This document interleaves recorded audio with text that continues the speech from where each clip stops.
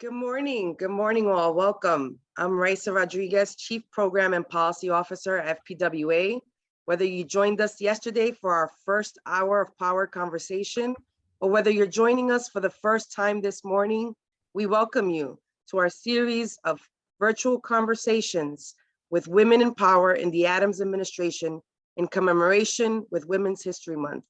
For 100 years, FPWA served its membership network and New Yorkers at large with a laser focus on achieving racial and economic justice, strengthening low-income communities, eliminating barriers to upward mobility, and fighting entrenched poverty. We foster economic equity in three critical ways: advocating for policy changes that improve the lives of New Yorkers, supporting nonprofits with capacity building supports, and strengthening individuals and families with targeted financial assistance to meet basic needs. Today, we'll hear an intimate conversation between our President and CEO, Jennifer Jones-Austin, and New York City's Deputy Mayor for Economic and Workforce Development, Maria Torres-Springer. I'll say today, as I said yesterday, we will hear from three New York City women leaders in position of power, sharing their personal journeys, their vision for an equitable New York City recovery, but we do so while being incredibly mindful of the immeasurable role women in New York play day in and day out. They are our mothers, our daughters, our sisters, paving the way in households facing economic and housing insecurity, doing essential work even before the pandemic and economic crisis, and fighting each day to make ends meet. Thank you again for joining these powerful conversations. Thank you, Raisa, and thanks so much for welcoming everyone into this conversation. I'm glad to be with all of you, and I'm excited. I'm so excited to have joining us this morning Deputy Mayor Maria Torres-Springer. Several years ago, a book was written by Sheryl Sandberg that was titled Lean In, and I feel like that's what I'm doing in this moment. It's like I'm leaning into the camera. I'm leaning into this conversation because this individual is a phenom of a woman.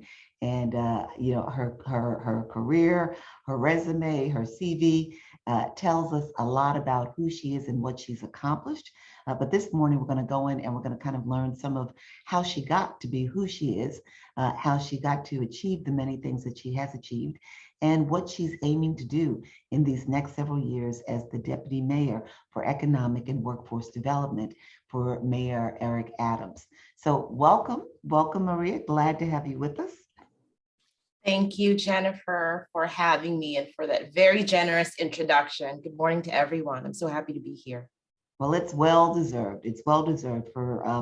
We came to know each other, I guess, in the early years of the de Blasio administration.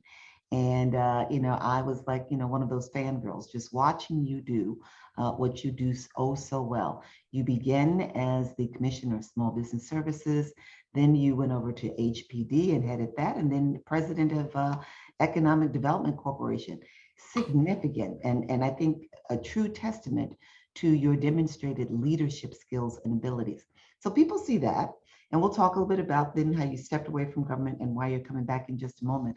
I'd love to know, and I think others would love to know, how does someone as young as you achieve so much in such a short period of time, and especially while having a family? So tell us a little bit about your journey, or tell us a lot of it, however much you want to tell us about your journey and how you've been able to accomplish all that you have in such a short period of time. Thank you, Jennifer. Well, I'll start by saying over our years of working together, I've learned so much from you, and the fangirling is mutual. So thank you for all that you've taught me and for the leadership that you just demonstrate day in and day out in so many different spaces. It's really, truly phenomenal, and very humble to be your friend and colleague. So I think that I'm here today in this role. In many ways, it's a testament to the promise of this great city. And I've always believed if America's promise is a land of opportunity, then there is no pure, really, distillation of that promise than our great city of New York. My life follows the very classic beats of the American immigrant story. My parents immigrated from the Philippines about a year before I was born, and they worked multiple jobs, still struggle to make ends meet. We relied on Section 8 voucher, on food stamps, and there was a lot of struggle for a very long time.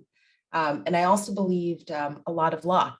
I like to tell this story that when my father dropped me off at the airport to go to the East Coast for college, and it would have been the first time I will have been to the East Coast. I had never seen snow. Wow. He cleared out his entire bank account, all $200 of it, and set me on my way. And I have tried to make choices in life, professional and personal, to make sure that I haven't squandered those $200. And more importantly, in many ways, to make sure that I'm taking luck out of the equation for families in New York and in every place where I've worked. I'm going to write that down, taking luck out of the equation. Yeah, I mean, there's just too much of that unfortunately is involved in the opportunities that individuals and families are afforded.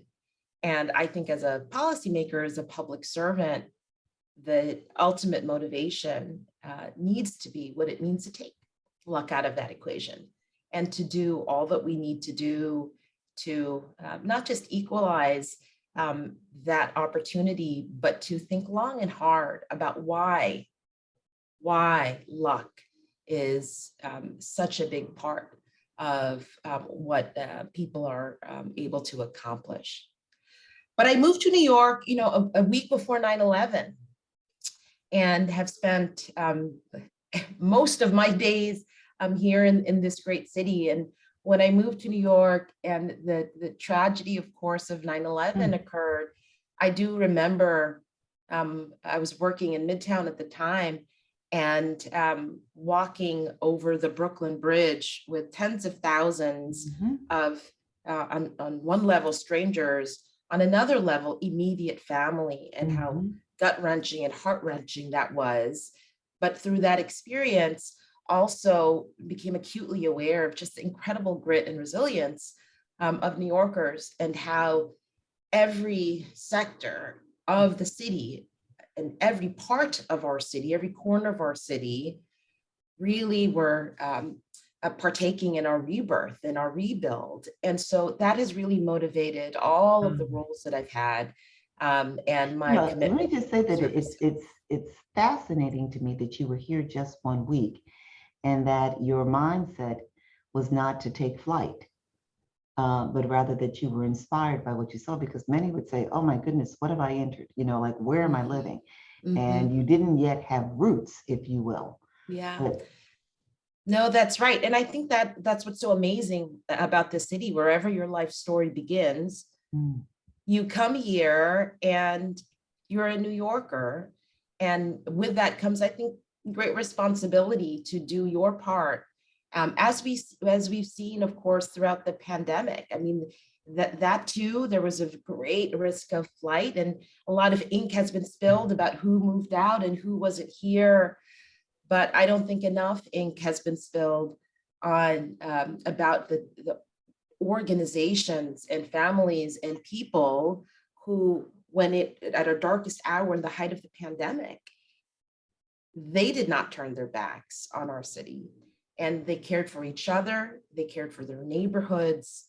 And that's really that's both the history and the spirit and the DNA of our city that we have to rely on as we try to recover from the last 2 years.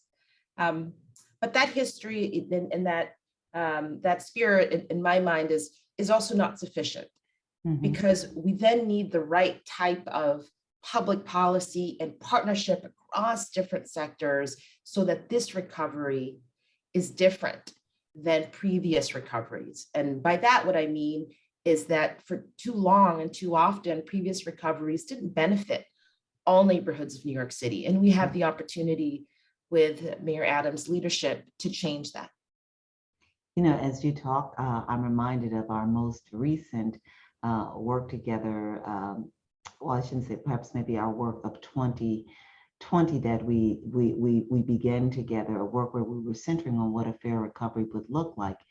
And as you and I both will remember oh so well, and maybe had a little trauma attending to it, the debates that were had among a small group of 7 leaders here in New York City about how we should prioritize the recovery and what mattered most. And there was this sometimes spoken and sometimes not stated but understood difference of opinion, of thought about whether or not New York City should invest more in those made vulnerable by like structural and institutional racism and indifference, and whether or not we should seek to, in this moment of recovery, lean in, or whether or not we just needed to center on mainstream business and as though the two could not be done in tandem. And I just remember your leadership in that moment. Tell me, is that part of the reason why you decided to come back into government at this point, having left government and gone to the Ford Foundation, where you were overseeing programs for all of the United States domestic grants, but you determined to come back and lean in this moment? Tell us a little bit about the inspiration behind that. Yes. Well, it was really painful, of course, over the last 2 years to witness what really was a cascade of crises. I mean, if you think about the last 2 years, it on one hand is a mass casualty event like 9/11. It's also a natural disaster like Hurricane Sandy. And then it was an economic crisis like the Great Recession. And so many different crises rolled into one. And what that for me meant is that the response to that, the recovery to that, had to match the gravity of the situation. Mm-hmm. And I had a phenomenal time at the Ford Foundation, so privileged to work with amazing colleagues, and of course with Darren Walker. And I missed the city. I missed the opportunity to work in city government and to help our fellow New Yorkers. It really is, it's my first love, city government, and so was so humbled to be able to come back and work, by the way, and I know that you'll be meeting many of them, to work alongside fellow women deputy mayors. It is just an incredible experience, because as we've talked about, Jennifer, and as you know, there's the what of the work, which programs, which policies, but the how is as important and sometimes even more important.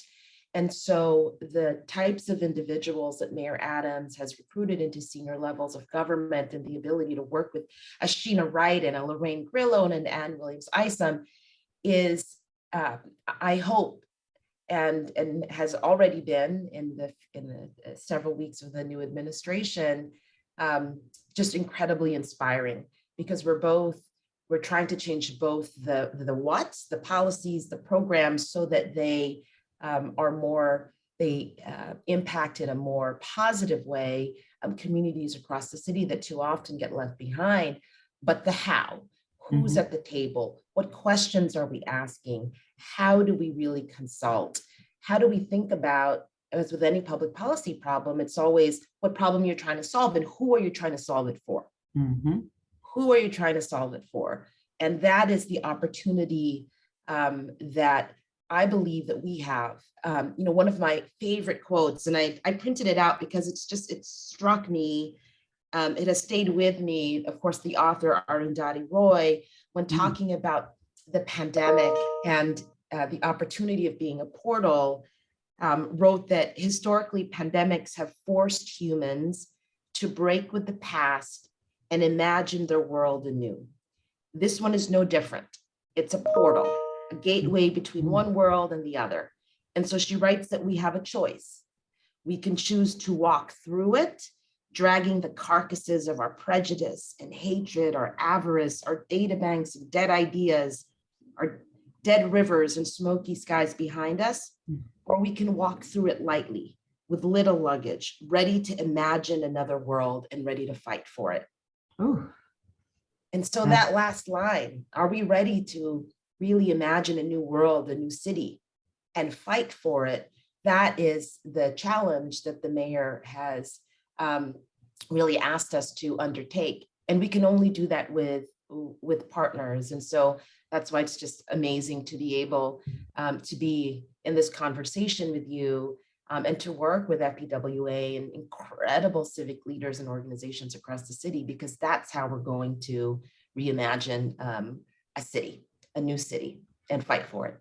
every time I talk with you, I'm inspired, and I'm curious in this moment when you think about when you reimagine New York City. What are some of uh, the characteristics of a new York City? What does it look like? What does it feel like? And especially for people who for so long have struggled, people who may be working a full-time job, working two jobs, and still are unable to make ends meet. Uh, People whose children, are not, do not have access to a quality education, or who've been affected dramatically by COVID, because their learning experiences before COVID were not what they should have been, and then they were all the more compromised because of COVID. People who have been seeking to become business owners, but have been kept out and denied access to capital. I could go on and on and on. When you think about, what is possible, can you give us like can you give us insight into how you think about this, like what the vision looks Yeah. like? That's right. No, thank you for that question. A couple of weeks ago, we did release a blueprint for our economic recovery, and it had 70 different ideas and actions that we hope to implement in a partnership with the many sectors and great organizations of our city. That's right. And it's a blueprint. It is less a statement of what we're going to do and an invitation to really tackle not just the near-term issues that impact our recovery, but the underlying issues, the structural issues that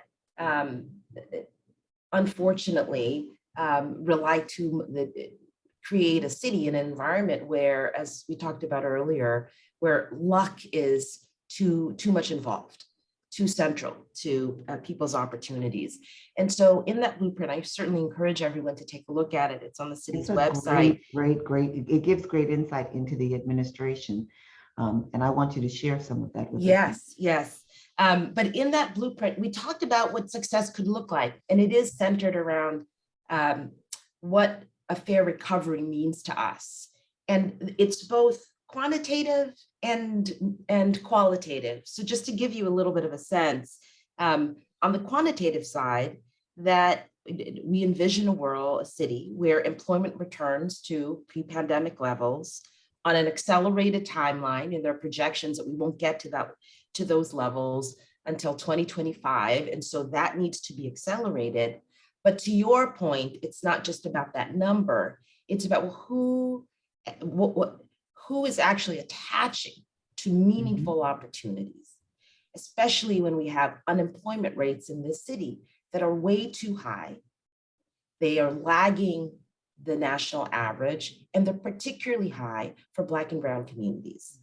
And so we have to think about employment not just as a number, a wooden number, but really think about who is attaching to those jobs. What are the protections for workers in the hardest hit and in the lowest wage industries?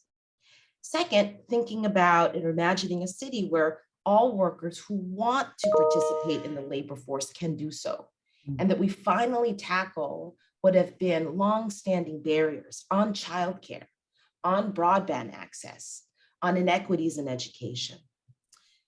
Next, that young people graduating from high school really see career paths that are available to them, and adult working New Yorkers are optimistic about their future. And that the city feels as dynamic as it ever has, and in all corners of our city, including, but of course, not limited to our central business districts. So of course, what happens to Midtown, incredibly important, but our city is vast. And too often there are also commercial corridors in our city, neighborhoods in our city where investment does not happen. And so we have to drive a recovery that benefits people and organizations and neighborhoods across the city. And then finally, that there's a real sense of opportunity. And that is restored, again, across the many corners of our city. And we see that in terms of business starts, success in entrepreneurship, and there too, with people and communities that too often don't benefit from recoveries or from growth. So it's not I'd say that, I don't know if there are too many cities that have cracked the code on what we've been calling inclusive growth. But that is our charge, like that is the mission. And so will one of the focal points be creating local economies? I mean, we've seen for far too long that for people who've been marginalized by, structural and institutional racism, that in order to even begin to earn a livable wage, they often have to venture out of their own communities. They kind of have to go, in New York City, you've got to live way out if you are a lower income very often. And then you've got to sometimes take, two fare rides or a taxi, now an Uber. And then you get on the subway, you get on the bus to get to your destination for work. You shop outside of your community because you don't have what you need in your community. Is there a focus? Is there going to be a focus on developing local economies where people of the community can work in and can invest in their own communities? Yeah, and I mean, it's absolutely necessary, Jennifer. We did the we did the announcement of the blueprint at Hunts Point, in the Hunts Point Food Distribution Center, for example. Huge anchor, huge employer, and a neighborhood, surrounding neighborhood that has incredible resilience and also has faced environmental justice challenges and barriers historically. And so our work includes investing in our central business districts and also in communities that have huge job potential, but we have to connect the dots in the right way. And we have to do the work of government, not in silos. So I'm very bullish about this aspect of the Adams administration's philosophy, which is that if you take a Hunts Point, for example, our work there isn't just the agencies that are in the economic and workforce development portfolio. You mentioned transportation. All of our work on climate and sustainability, for instance, the regular government services, being able to ensure that that the neighborhood is clean and is safe, and that we're making the connections to the education side of government. So it really has to be, in my opinion, a whole of government approach. Yeah. And that is what the mayor's committed to. And that is what I think women deputy mayors working together are uniquely able to do. So that moves from rhetoric, a whole of government approach, to really seeing in action in communities what that type of approach and philosophy could really amount to, which I think it could be quite profound for families and neighborhoods. What I find so promising about this approach is that for so long we've had many nonprofit human service organizations, staff and leaders who've come to the work desirous of helping individuals who've struggled to to move to a greater level of stability and, dare I even say, prosperity. But the relationship of government with nonprofit human services agencies has really been more kind of a, let's just make sure that people have what they need to get by, but not really center on how do we work nonprofit and government hand in hand to actually help people get ahead. And what I'm hopeful of, just listening to you, is that that you and other deputy mayors appreciate that there is potential and there is promise in a more collaborative, integrated government and nonprofit approach, where we can support nonprofits to, again, help people not just get by, meet their in the moment, crisis needs, but really center on how to help them get ahead and appreciating the role that, again, local economy plays in that. It's not just workforce development just to help somebody get a minimum wage job, but how do we produce opportunities and become invested in people to actually help them become more economically stable and economically secure, not just in the moment, but in the long haul. Is that fair? And I'm Yes, no, I think that's absolutely right. And I think it does involve a reimagining of what that relationship between government and the not-for-profit community, the faith community really looks like, because I think too often it feels more, has felt, I'm sure, to many not-for-profits. And when I was at Ford, certainly worked with so many, and this was a critical issue, a more transactional, contractual relationship versus a true partnership. And that is going to be, it's always been needed. It is critical right now, because everyone has to be a drum major, right, in our march towards our recovery. And if we continue with and not learn from what has been hard and challenging and bureaucratic in the past, for instance, then I think we're really missing out. I mean, it was just so clear throughout the pandemic and in previous crises in our city, local not-for-profits, faith-based communities really were the oxygen, right? The oxygen in different communities. And so to not involve meaningfully and partner meaningfully with the not-for-profit community, the faith-based community, in many ways would therefore asphyxiate, in my opinion, our recovery. And so that is what we cannot let that happen.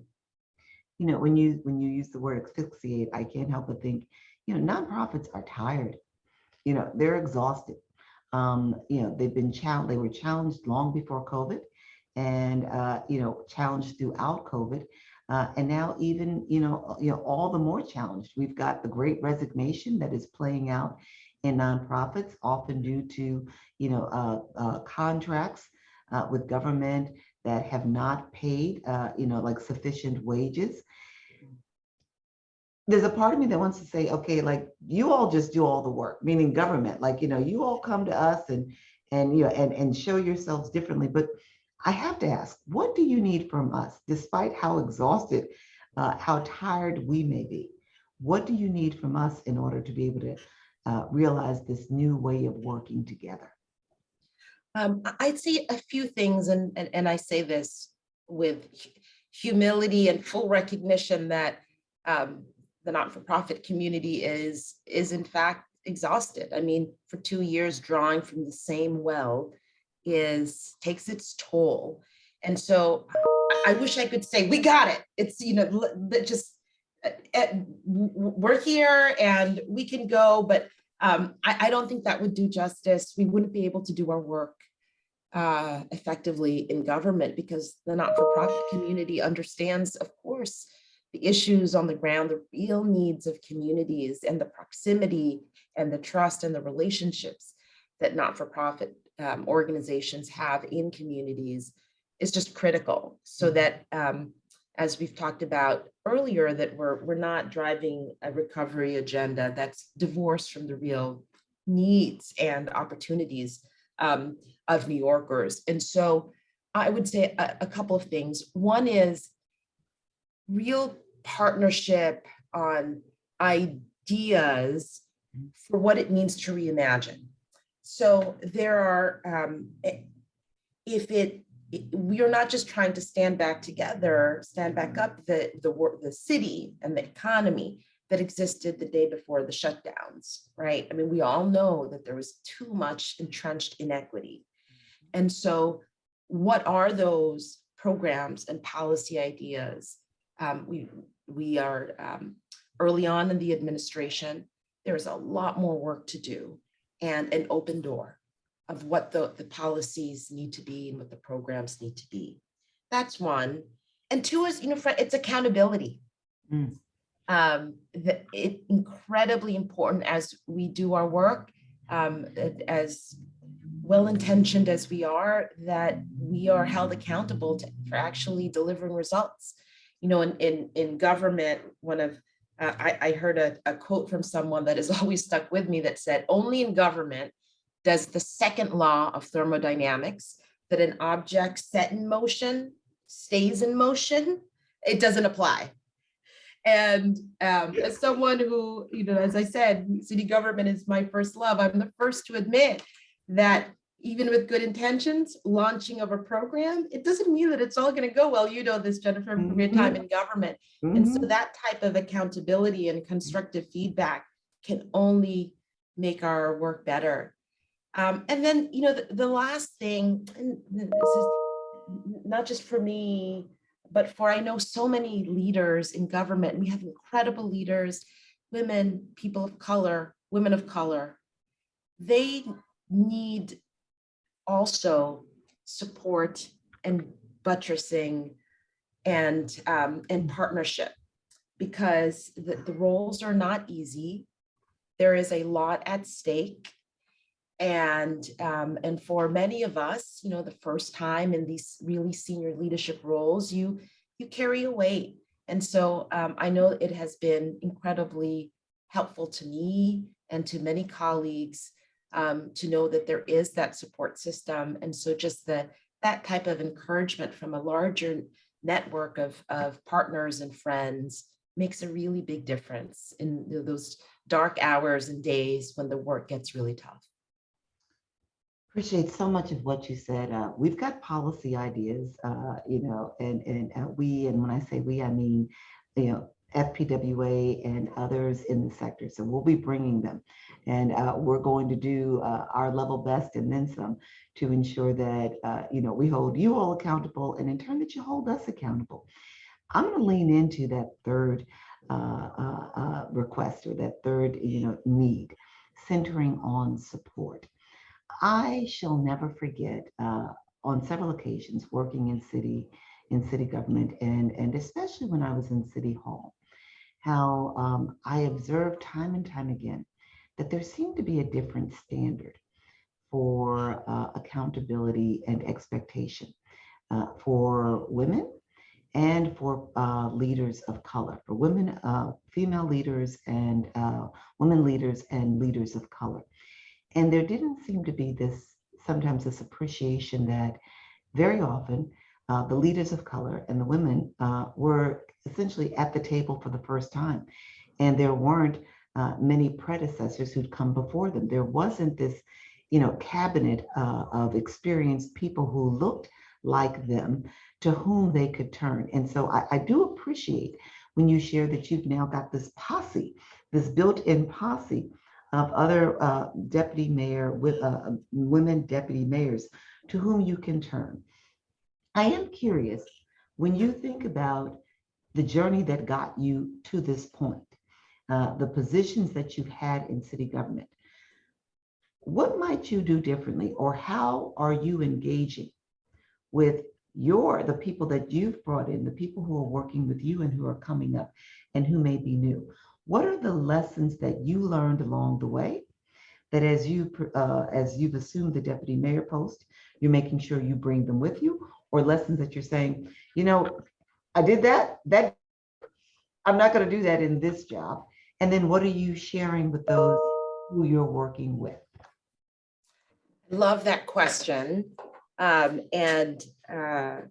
There's no shortage of lessons that I've learned over the years about what it means to do good work, and to do work with joy, and to do work that never loses sight of what's at stake and who we are doing it for. And I really have always believed, and I tell my colleagues this, and I spent a lot of time over the years trying to mentor, in particular, younger women of color, into leadership roles, that it's not that you are in these roles despite your background. You know, and for me, it's a woman of color, first generation immigrant, growing up poor. But you are in this role and you will be effective because of it. Not despite of that, but because of that background. So that it is an empowering thing versus something that might hold you back. It took me a while to get there, Jennifer, I'll say, but that's, if I could tell my younger self something, I would give her assurance that that is how I was going to make the most difference in the roles that I've had. The second thing is pretty simple. Wow. It's just, I think, kindness. We spend most of our waking lives working, right? And in the office or virtually. And it has always blown my mind how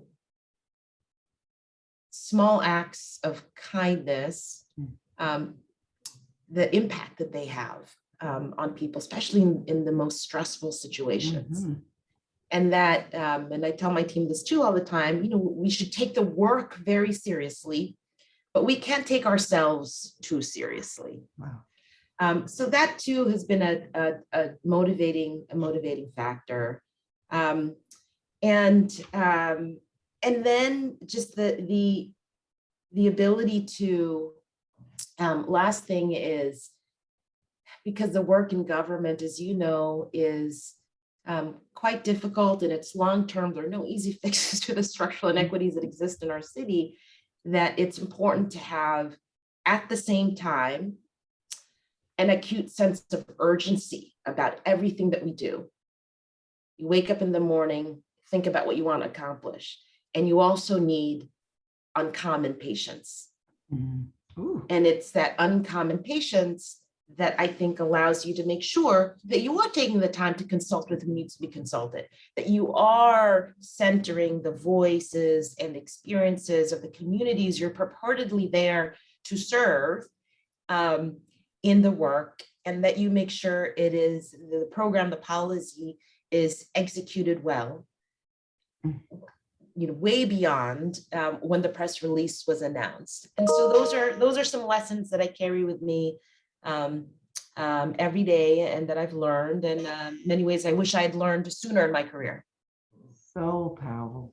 Yesterday, when talking with Deputy Mayor Wright, we talked about you being at the table, not despite your circumstances, but because of your circumstances. And that is what you're saying here to us. We also talked about the historic nomination of Ketanji Brown Jackson, and how exciting that is. And we talked a little bit about the hearings that, you know, that are underway, and just, you know, some of the I guess we shouldn't be shocked and surprised microaggressions that are being visited upon her.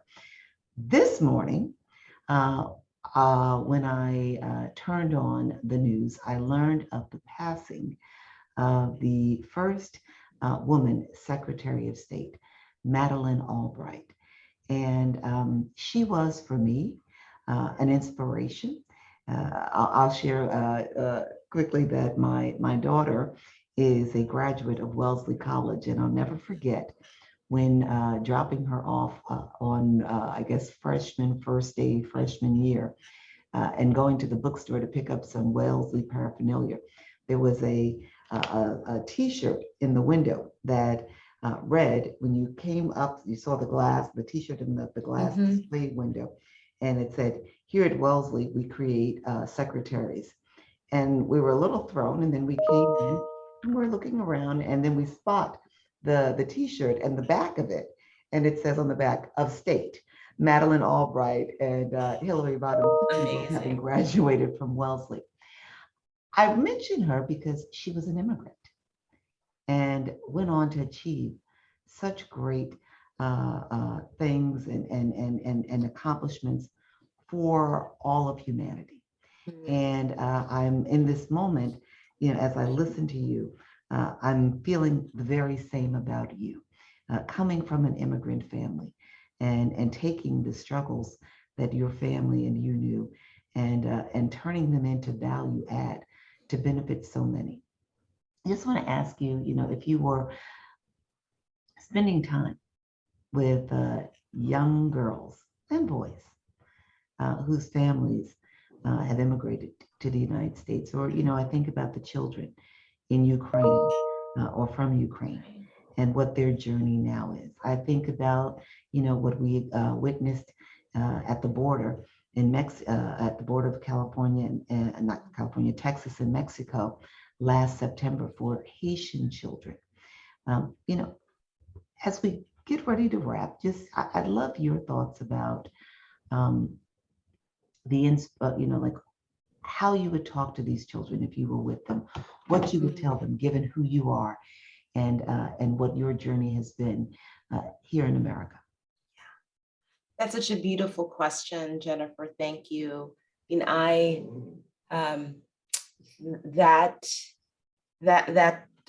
my story is similar to many stories of immigrants to the city and to this country. And it is, for me, very defining in many ways. And so I think we all carry for those children, those immigrants, those young people, like many immigrants in the city, we carry, right, the echoes of the choices that led our families to move to different parts of the world, to strike out for better futures. And therefore, our family members, our ancestors, really generations of strivers and survivors. And that's the legacy, that's the story, that's the history that has propelled me. And I know will propel future generations of newcomers to our city. And that story, that struggle, that beautiful struggle, because that struggle, I think, can be a source and is a source of beauty. That beautiful struggle is, we need that perspective in all parts of our city, not just in government, in the not-for-profit sector, in the business sector. There's a role, I think, that everyone can and should play so that we live up, right, to that the promise of our country of being a land of opportunity, and to the promise of this city being the purest distillation of that promise. I'm really bullish about it. It has animated my entire life. It is why I'm back in government. It is why I'm so excited to work with you and other partners, because I think we can do that.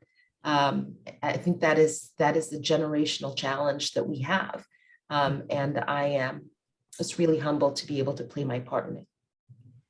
And knowing you, I know you will, and then some. And I'm just looking forward to the years, the weeks, the months, the years that are ahead of us, and the opportunity, I and other members of the sector, to partner with you to achieve this vision and this dream that we have, this goal that we're going to make a reality.